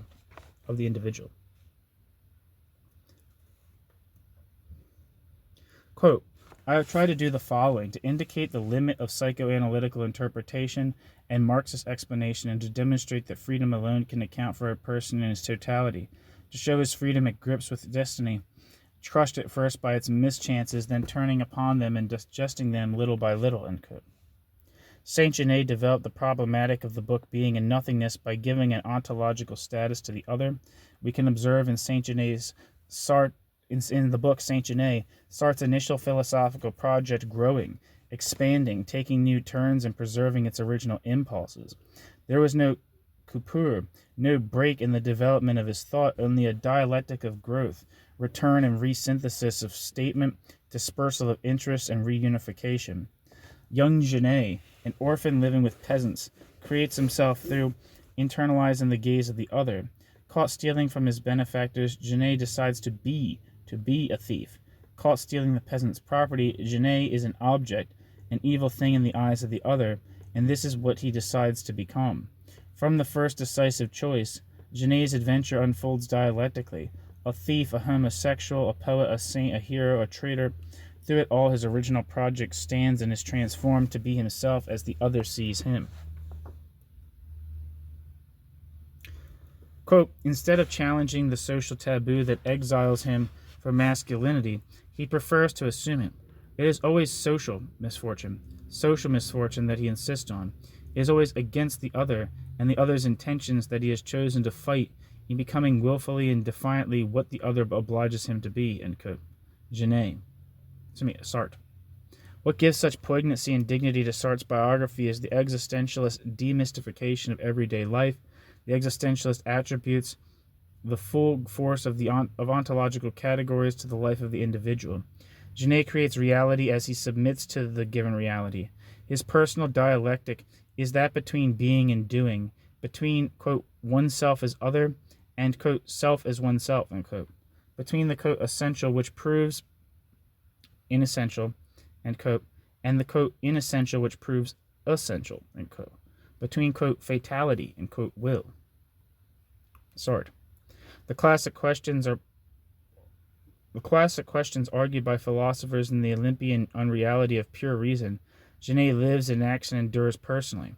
Genet's life is enlarged to a full humanness through the philosophical categories, while the philosophical categories prove their worth in becoming concrete. If the everydayness of philosophy in the book Saint Genet was a carryover from the book Being in Nothingness, Sartre's treatment of the dialectic of subject and object, self and other in 1952 was an essential enrichment of his thought of 1943. Merleau-Ponty, Lefebvre, Lukacs, and others pointed to the inadequacy of Sartre's dualism. In 1952, Sartre turned to the, quote, interworld in order to explore capitalist society. Marx had shown from the 1844 manuscripts to Capital that in bourgeois society relations between men took on the appearance of relations between things. In the book Saint Genet, Sartre accepted the consequences of alienation, but went on to depict how the subject lives the relations that appear to be those between things. Quote, man, says Marx, is an object to man. That is true, but it is also true that I am subject to myself exactly insofar as my fellow man is an object to me. He and I are not homogeneous. He cannot be part of the same whole except in the eyes of a third person who perceives us both as a single object. If we could all be both object and subject for each other, and by each other, the separations could cease to exist. ... As for absolute reciprocity, it is concealed by the historical conditions of class and race, by nationalities, by the social hierarchy. ... Thus we usually live in a state of familiar and unthinking vagueness. We pass unnoticed. In our profession, our family, our party, we are not quite objects and not quite subjects. Not a moment goes by without your speaking and listening, and whatever you say or hear is what anyone would have said or heard in your place. ... You have no secrets, no mystery. ... And yet, in a certain way, you are alone, and I do not locate this solitude in our private life, which is only a sector of public life. ... It is everywhere. Sartre. Let us explore this passage in detail. In human interactions, there is neither a total separation, man is not simply an object to man, nor a total fusion of the subjects. Man is not simply a subject to man. Somewhere in between lay the alienated relationship. Somewhere in between lay the structures of present reality and the potential of non-alienated relationships. Actually, people are both objects and subjects to each other in a way that combines the unity and the separation of each to each. If we think of people purely as objects to one another, we obscure the humanity of the interactions. If we regard relations as purely subjective, we ignore the viscosity of social reality. Marxist community is prevented by historical walls that push people away from each other.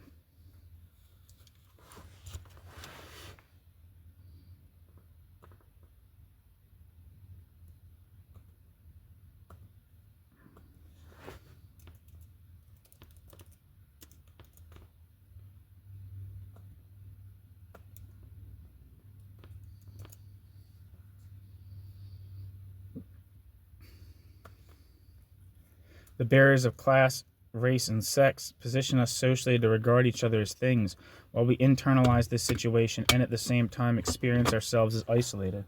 Both our, quote, private solitude and our, quote, public anonymity are the way we live capitalism.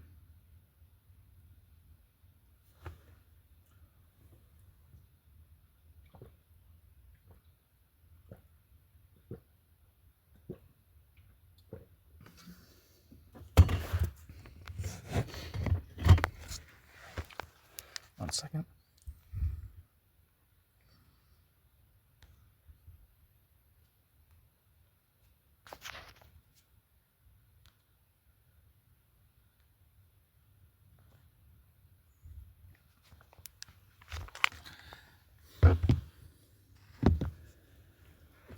In the interworld, we are depersonalized things and personalized ghosts without being able lucidly to comprehend this.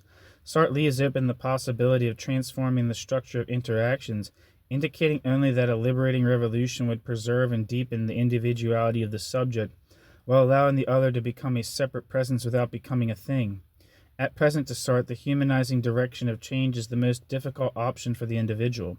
He must make himself more of an object, integrate himself more fully in the unsatisfying society by joining a revolutionary group. Normally, the individual finds his meaning through both making himself a thing for others and privatizing his subjectivity, but only by making his subjectivity public, by engaging himself fully in the public realm, can he move toward ending alienation.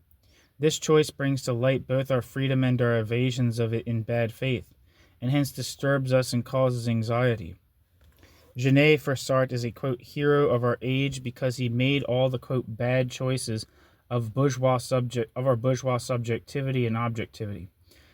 Genet chose to be as the other saw him in every case, and he escaped the other only by artistically recreating his choices in his plays and poems, forcing to the consciousness of the bourgeoisie its own bad side. Quote, Genet is we, that is why we must read him, end quote. Sartre. Genet is the condemned monster of bourgeois society, as Bukharin was in Soviet Russia. Both internalized the meaning their self had for society. But Genet presented back to his society the bad side of its own structures. The criminal is defined and created by private property, the homosexual by the prudes. Genet was part of the reified society, but he internalized the side of society that it wanted to forget. The inadequacies of interactions in capitalist society were manifest in what capitalist society labeled evil. The evil implied the good. Theft implied private property. The vicious circle was not broken by Genet, only suspended in his art, held up so that it could be observed.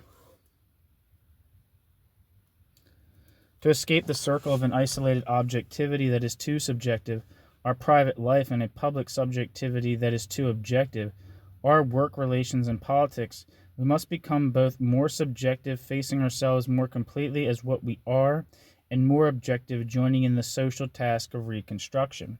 Quote, if we maintain the hope and firm intention of escaping this alternative, if there is still time to reconcile with a firm effort the object and the subject, we must, be it only once and in the realm of the imaginary, achieve this latest solitude which corrodes our acts and thoughts.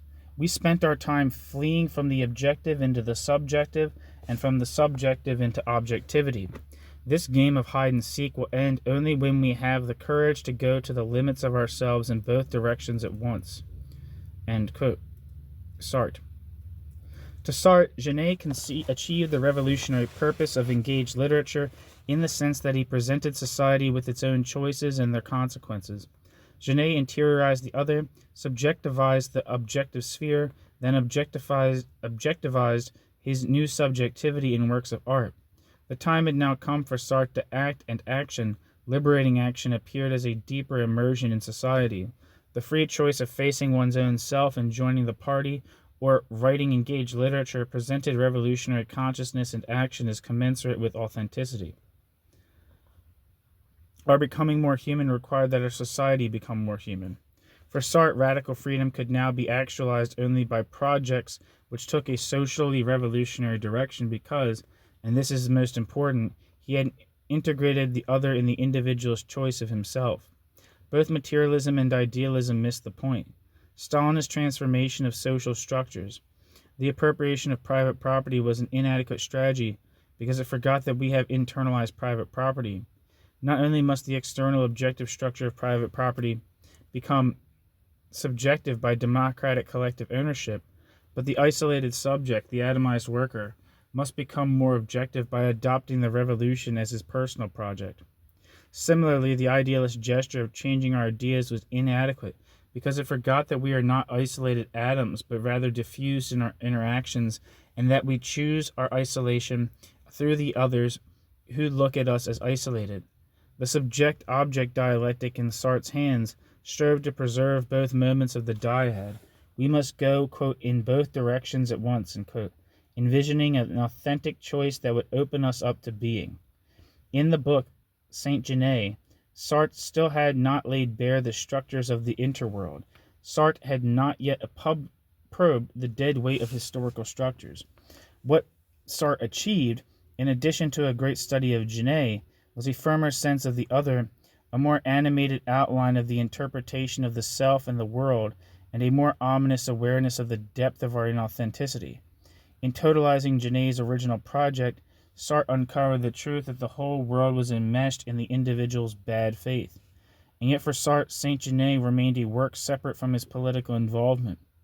Although I have probed this book for elements of social theory, that is not the way it was generally read or indeed intended. There is clearly a unity of method in Sartre's biographies and political philosophy, a unity that becomes more and more pronounced as we move from Baudelaire to Flaubert. Still, these studies present themselves as personal investigations, remote from social concerns. Perhaps at bottom Sartre always reserved part of himself for art and culture, safe from the noise of politics. One might surmise that only with this anchor in cultural life could he preserve his equilibrium in the intense world of leftist politics.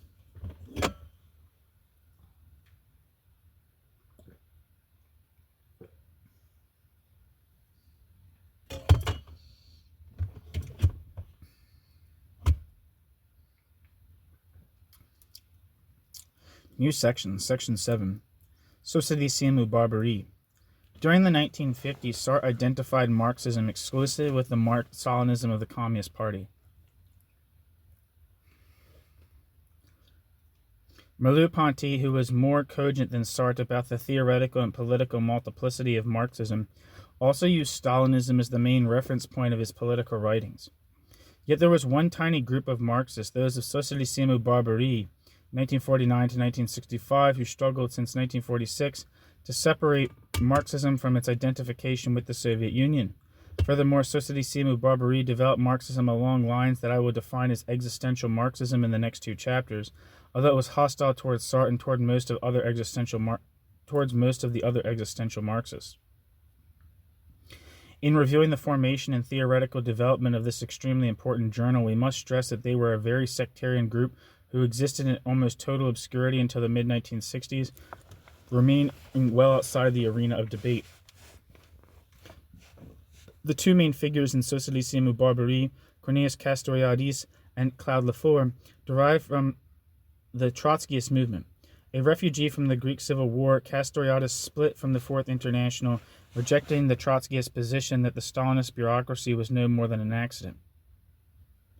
As a side note, Castoriadis came to France as part of like some kind of like student program.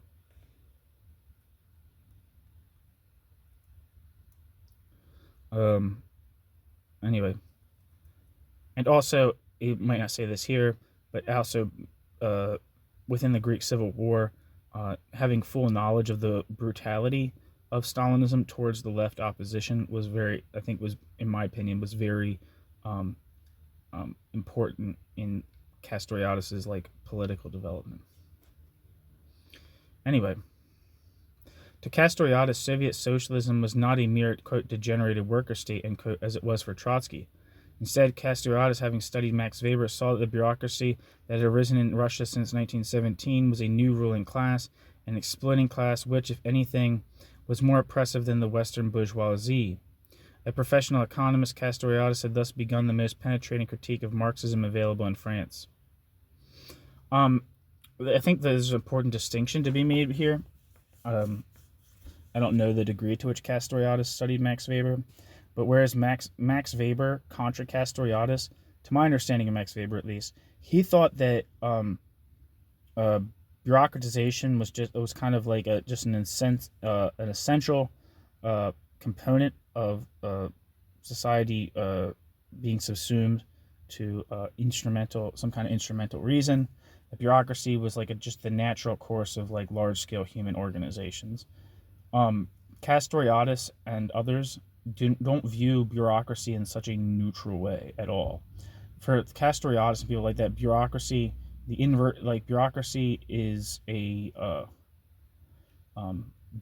anti-democratic move within society that, in some sense, comes along with the concentration of the forces of production. There is like objective material reasons for it. However, Castoriadis and this whole politics did not accept the view of bureaucracy as just part of life, man. He definitely viewed it as something that could be replaced by direct democratic forms of political and economic decision making. Just a side note for myself. I know a little bit about Castoriadis.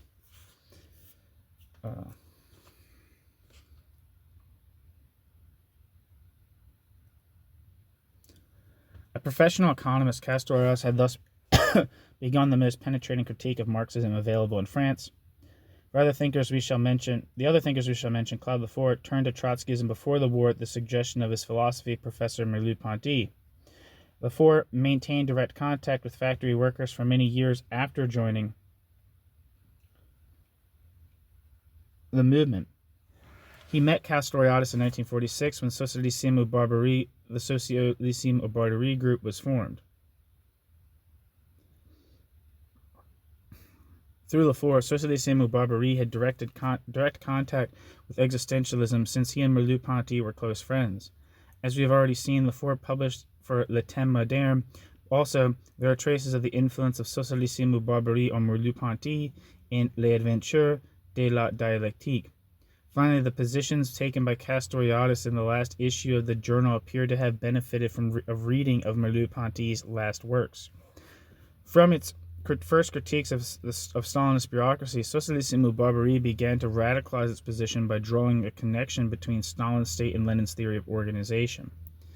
The theory of the autonomous party, strictly self-disciplined, and standing above the mass of workers that Lenin developed in the piece What is to be Done, in answer to the trade unionism of German social democracy, led directly for Castoriadis to Stalin's bureaucracy. In both cases, the same contradiction operated. The workers are objectified and seen as passive social elements. With this highly important concept, Castoriadis warned that Marxists must regard the workers as creative participants in the building of socialism. Very much like the existential Marxists, Castoriadis defines socialism as the, quote, conscious organization by men themselves of their life in all domains, end quote. Castoriadis. Hence, Socialisme ou Barbarie turned to the tradition of workers' councils for a concept of a revolutionary form of organization. Later, Castoriadis, again, like the existential Marxists, emphasized the critical concepts of workers' self-management and alienation as a means of de-bureaucratizing socialist movements. In the 1960s, Socialisme ou Barbarie, now joined by younger men like Lyotard and Soyri, began to totalize its conception of revolution. No longer limited to workplace socialism, it argued must transform and democratize all areas of social life, in short, the totality of everyday life. In this rethinking of Marxism, Socialisme ou Barbarie developed its thought precisely along the lines taken by existential Marxists, in a parallel but autonomous manner. The main contradiction for Castoriadis, both within Western capitalism and within Russian state capitalism, was not simply confined to the means of production, but was more precisely within the bureaucratic nature of social relations. Here, Marx was often just as guilty as the capitalists. Bureaucracy objectified the working class, viewing it as a thing to be manipulated, or in Marx's analysis, an inner source of value. But workers were not mere things, Castoriadis warned. They were creative sources of action. Bureaucracy actually relied on the conscious nature of the workers, but it could not integrate their creativity into its structure. This was the fatal contradiction that would ultimately cause the collapse of capitalism. In the last issues of the journal, Castoriadis extended this critique to liberal and rationalist forms of thought. Borrowing from Merleau-Ponty, he claimed that the Western thought was based on a, quote, visual ontology, end quote, that objectifies and devitalizes its object and hence is an improper tool for theorizing about human affairs. To understand once again a necessary connection between Marxism and existentialism, it should be noted that Castoriadis had made use of an existential phenomenology back in 1948 in order to illuminate the creative, subjective side of the worker's experience. In an article called Phenomenologie de la conscience prolétarienne, he used Hegelian concepts for in itself, for itself, and for others to expose the oppressiveness of bureaucratic organization. Hence, Socialisme ou Barbarie followed a trajectory that took it from a critique of Stalinism and Leninism to a critique of contemporary capitalism, in which it approached and anticipated the position of existential Marxism by emphasizing the need for overturning all alienated relationships and for a comprehension of the subjectivity and creativity of the working class. Expectedly, it was difficult through all these years to maintain unity among the Socialisme ou Barbarie group, given its non-Leninist position. In 1958, during the Algerian crisis, Lefort left the journal in a disagreement over the extent of organization necessary to take power. With France in turmoil, the question of a revolutionary overthrow was posed, and Lefort took a more anarchistic position than Castoriadis. Lyotard left in 1963. Yet for all its sectarianism and purges, Socialisme ou Barbarie was the first French group effectively to criticize Stalin's Russia and to draw theoretical conclusions that led to an existential Marxism. It should not be surprising that the young radicals from Nanterre who ignited the events of May 1968 have been poring over Socialisme ou Barbarie in the late 1960s. And according to one source, I can't remember, I think it's in Stephen Hastings' King book, apparently like one of the main texts of the 68 generation, or the 68 revolt, was Daniel Cohn-Bendit's Obsolete Communism. And I think people have said that like basically like whole portions of that book are almost like really almost pretty direct plagiarism of what is said in Socialism ou Barbarie journal. So I think that there was definitely like I think that it seems to me at least that the influence of Socialism ou Barbarie, and I think its relation to like other groups like Noir et Rouge and like Situationists, is important.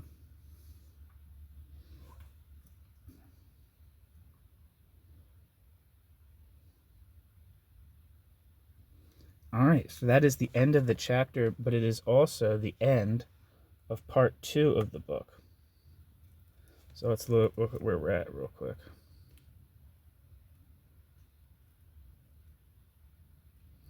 Okay, so we just finished reading chapter 5, which is the second chapter of part 2 of this book.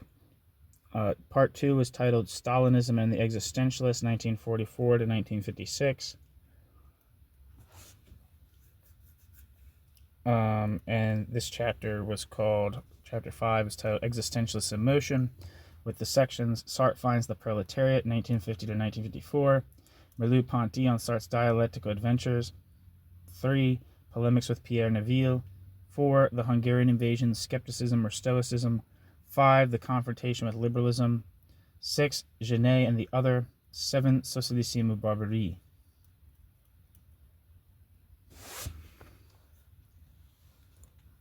Thank you so much for listening.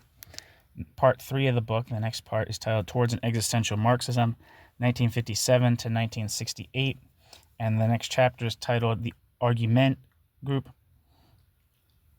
Existentialized Marxists, with the headings. I don't need to read the headings, but yeah. Thanks for listening.